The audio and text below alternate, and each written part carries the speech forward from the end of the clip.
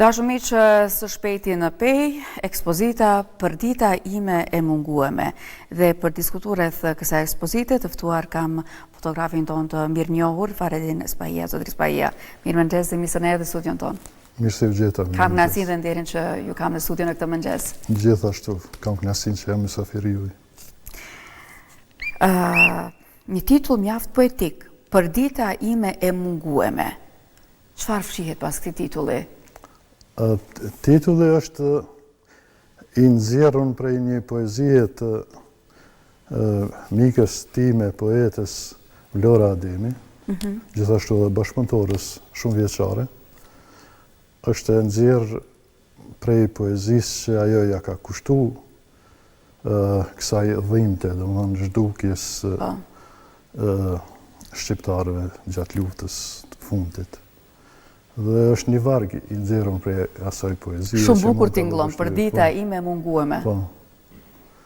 Po kjo faktikisht ky titull ngërthen çdo gjë që ka të bëjë me këtë periudhë të pas luftës, që në rend parë e kanë përjetuar edhe vazhdojnë me përjetuar familjarët e të zhdukurve, e pastaj edhe ne tjerë që jemi indirekt të lidhur me fatin e vendit tonë. Shumë vërtet. Zotri Spahia, po si lindi ideja për këtë ekspozitë? Po, unë kam filluar me e ndjek apo me ndjek ngjarje që kanë të bëjnë me këtë dhimbje të madhe të shqiptarëve të Kosovës, po jo vetëm të Kosovës, se sigurisht edhe gjithë shqiptarë tjerë bashkë ndjejnë me këtë tragjik tonën, qysh prej vitit 2004. Është reagim i imi artistik. Nga pak edhe e kam ndjej si obligim me dhanë diçka pak më shumë për vendin tonë, sepse ne individualisht do të me dhanë edhe në ndërtimin e vendit tonë, po edhe në ngritjen e problematikave që e rëndojnë shoqërinë tonë. Nuk do të me harru se përpjekjet për shkapjen e Kosovës prej Serbisë nuk janë vetëm këto të fundit, do më datojnë qysh 100 vjetë përpara, qysh me lëvizjen e kaçakëve. Ata kanë fillu me brumos shkputjen e Kosovës prej Serbisë, e më vonë edhe pavarësimin e saj. Dhe unë si artist, si individ, kam ndjedhur për obligim që me dhanë diçka më shumë. Arma ime vetme është aparati fotografik. Po. Dhe kjo është një farë lufte ime e brendshme, pak që ka të bëjë edhe me ndërgjegjen time. Unë kohën e luftës kam jetu në Zvicër dhe krejt këtë tragjike kam përjetu prej distance. Dhe kam ndje, ani pse edhe prej atje kam kontribu financiarisht, besa dhe tu dhesh një shoqat humanitare atje për me ndihmu minatorët e Mitrovicës, se unë vi nga Mitrovica, që betën rrugëve gjithë, po edhe tu e ndihmu disa herë shtabin e Shalës Bajgorës me të mira materiale që i mbledhnim ne bashkëdhëtarët, që ishim mbledh rreth kësaj shoqate që udhëheqja unë. Kontribut jo i vogël? Po, modest, karshi atyne që e kanë bërë luftën. Prandaj, po them, është edhe një luftë e ndërgjegjes time që mas i u ktheva në Kosovë me bë diçka më shumë në rrafshin artistik.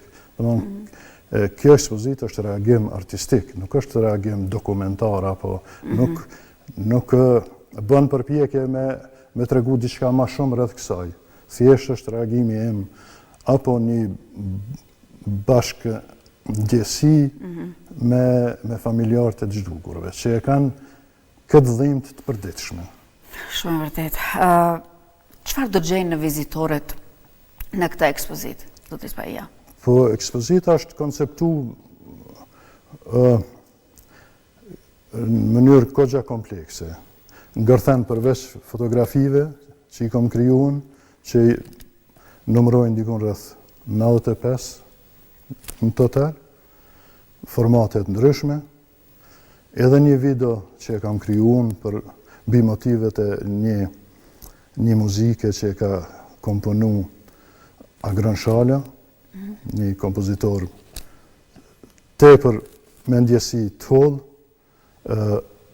Ajo muzikë është kriju për ata që na mungojnë. Dhe unë e kam kriju një video artistike ku ka marrë pjesë edhe prima balerina jonë Vjoca Lugiqin edhe Besa Lugiqi si soliste, sopranoja jonë e njoftën. Domethënë, atë video e kam kriju unë dhe me që ka lidhje me kretë këtë histori, unë doja që edhe video me qenë pjesë e kësa ekspozite dhe është edhe një audio material, i cili kam e përcjell ekspozitën vazhdimisht, cilën e kam huazu prej një organizate për drejtat humane që vepron në Kosovë dhe i falenderoj ata për këtë ndihmes. Është një audio i cila i thret gjithë emrat e zhdukurve. Mbi 1600 emra. Dhe ajo kom e qenë sfond, domethënë ata emra kanë më thirrë në sfond. Me që unë në ekspozit nuk përdori asnjë emër të kërkujt hiç. Sepse kam dashur që këta që unë i kam fotografu, qoftë familjarë të zhdukurve, po qoftë edhe zhdukurit, se e kam bani një seri të fotografive që kanë qenë një kohë, nëse ju kujtohet, të varura në rrethojën e kuvendit, dhe ato fotografi me kohën janë zbehë, dhe unë ato fotografi të zbehuna, apo gati dekompozu me krejt, unë i kam fotografu, dhe edhe kjo do t'jetë pjesë e ekspozitës, prandaj po them, unë s'kam përdore emna as të familjarve, as të zhdukurve, për një arsye, që ata përfaqësojnë gjithë zhdukurit, edhe gjithë familjet e zhdukurve, se unë s'kam mujtë gjithë me i fotografu apo me i trajtu. Prandaj nuk kam përdore emna, janë simbolikisht përfaqësues të krejt kësaj historie, gjithë ata që i kam fotografu. Po këta emna që thirrëm në sfond të ekspozitës, i përmenin gjithë. Shumë emocion. Po, mendoj se ata që do të vizitojnë ekspozitën kanë me bashkëndje se por qethëm edhe ja dhun tani në këtë moment dhe duke biseduar me këtë dhimbjen e përditshme të familjarëve. Disa që i kanë fotografu kanë vdekur ndërkohë. Domethënë nuk kanë arrit me përjetu kthimin apo varrimin e të afërme, qoftë djalit, qoftë nusës, gruas, vajzës, burrit, domethënë ka të tillë shumë. Dhe me kohën, ata po vdesin dhe nuk po arrin me ngushëllu vetveten qoftë me pasjen e një varri tyne. Unë nuk e kam bërë ekspozitën me ataku kërken, sepse e di që është proces tepër i zërshëm edhe zbulimi tyne varet në rend parë prej gatishmërisë Serbisë me bashkëpunu edhe me autoritetet tona, po edhe me autoritetet ndërkombëtare. Kështu që mundësit për me rrit ritmin, apo me përshpejtu ritmin e zbulimit tyne, absolutisht janë durët e gatishmërisë Serbisë. Fatkeqësisht. Po, çfarë mesazhi doni përcjellni tek vizitorët përmes këtyre fotografive? Po praktikisht unë nuk du asnjë mesazh me përcjell. Thjesht unë du që publiku me qenë pjesë e dhimbjes familjarëve. Kur gjë tjetër, domethënë kur hyn ti shohin gjithë ato portrete që flasin shumë, portretet e familjarëve, nanave që kanë fotografinë e tafërmit vetë, qoftë është djalë apo vajza. Do thotë se cila fotografi ka një histori të vetën. Sigurisht, po, sigurisht. Unë prandaj nuk kam bërë përpjekje me dërgu asnjë mesazh, sepse ata vizitorët vinë edhe krijojnë raportin apo krijojnë komunikimin personal me secilën fotografi veç e veç. Dhe ajo mu mjafton që krahas meje që po ndaj dhimbjen me këtë ekspozitë me gjithë familjarët, sepse kjo ekspozitë në rend pari kushtohet familjarëve të zhdukurve. Prandaj e kam quajtur ekspozitën Përdita ime e mungueme. Sepse ata binë në gjumë, zgjohen prej gjumi dhe atë gjumë nuk e di si e bëjnë, me mendimin se ku e kanë tafërmin. Ka në një fotografi që ndoshta ka një ngarkesë më të madhe emocionale për ju, apo se cila përçon dhe ka të emocionale? Për se cilin autorit, çfarë do fushë të artit që vepron, ka një, me thonë, një kryepunë. Në ndërkojmë duke parë dhe pamjet disa prej punës suaj i nderuar? Po, të janë prej ekspozitave të kalume, po janë portrete. Edhe kjo ekspozitë është përplot me portrete, sepse mu më intereson me nxanë emocionin të ai që e trajtoj si subjekt. Dhe se kesh duke tregu për këtë punë. Po nuk mund të baju tregu që edhe janë duke shku dhe pamjet punës suaj. Po du me thonë që nuk ka nevoj me dërgu mesazh të shkruum apo me bo një ekspozit për me përcjellti një mesazhin tënë, sepse e ngarkon ekspozitën edhe e ngarkon publikun. Unë kam dashur që publiku vërtet me hy edhe përmes atyre fotografive me e ndodh dhimbtën me familjar. Është krejt simbolike, mirë po mu mjafton si artist. Po desha se kesh të tregu që çdo autore ka një kryepunë të vetën që e trajton apo që e konsideron si më të afërt. Unë kam një portret një nane që e kam mbulu portretin e vet me fotografinë e birit saj. Ajo fotografi e ka një histori shumë interesante. Këtë cikël të fotografive për herë të parën e kam ekspozuar në Manchester. Ka qenë një ekspozit e një kuratori anglez, James Wemsley, i cili pa të ba në vitin 2007 një hulumtim të skenës artistike të Kosovës me punë që i kanë kriju pas lufte. Dhe ka përzgjedh 9 artist në Kosovë, mesin e tyne më ka përzgjedh edhe mu. Dhe unë në Manchester, në atë galerinë e madhe, kam një prej cikleve, se i kam pas 3 cikle aty, një prej cikleve ka qenë pikrisht ky cikël që do ta prezantoj. Po mirë, po me 7-8 fotografi, jo më shumë. Dhe njënin atë portret që po du me nxjerrën pa, një gazetare e The Guardian, gazetës prestigjioze londineze, e bën një artikull për atë ekspozit dhe artikullin e ilustron bashkë me atë fotografi, sepse ka mendu që përmes asaj fotografie shpërfaqet më së miri kjo historia e Kosovës pas luftës. Dhe mu natyrisht më ka bë me undi mirë, sepse ajo gazetarja me një vend thot që Faredin Spahia përmes këtij portreti, të kësaj nane që bart këtë fotografi para portretit saj, shpërfaq faktikisht dhimbtën e krejt Kosovës. Fotografia dhe mund të shpreh atë që fjalët nuk mund ta thonë. Absolutisht po.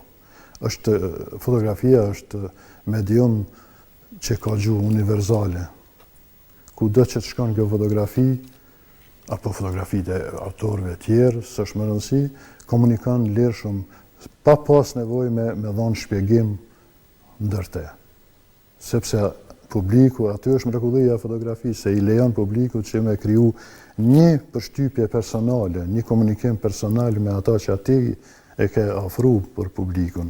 Kështu që komunikon shumë lehtë me publikun e gjithë botës, pa asnjë problem.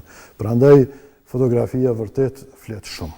Kjo që flet më shumë se në 1000 fjalë është klishe, se flet edhe më tepër se ka filma që janë kriju mbi një fotografi caktuar.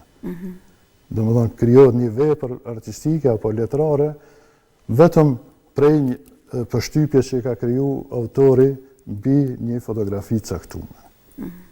Ekspozita zotërisë Bahia sa do qëndrojë hapur në Pej do të prezentohet? Ekspozita sipas kërkesës drejtorit galerisë Turhan Bayraktarit, cilin e falenderoj shumë për mikpritjen edhe gatishmërinë me u mënu me realizu ekspozitën ashtu si e kam konceptuar,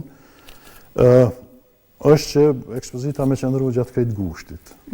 Do më hapet me 28 korrik, mirë po do të vazhdoj deri në fund gushtit të qëndroj e hapën për publikun që ka dëshirë me shku me e përjetu. Unë përshfrytëzoj rastin natyrisht me falendëru edhe Ministrinë e Kulturës, e cila e ka përkra këtë projekt, dhe Drejtorinë e Kulturës në komunën e Epes bashkë me galerinë. Fotografia sot? Fotografia sot është në majët e zhvillimit saj. Sot në përbot ekspozohen në për galeri prestigjioze, në për muze të artit, fotografi apo autor të fotografisë më shumë se kur do herë në historinë e saj. Kështu që ky zhvillim enorm natyrisht që po kalon edhe në për probleme të caktuara, sidomos shkaku i zhvillimit të teknologjisë, që çdo herë, domethënë teknologjitë e reja çdo herë duhet më përkra.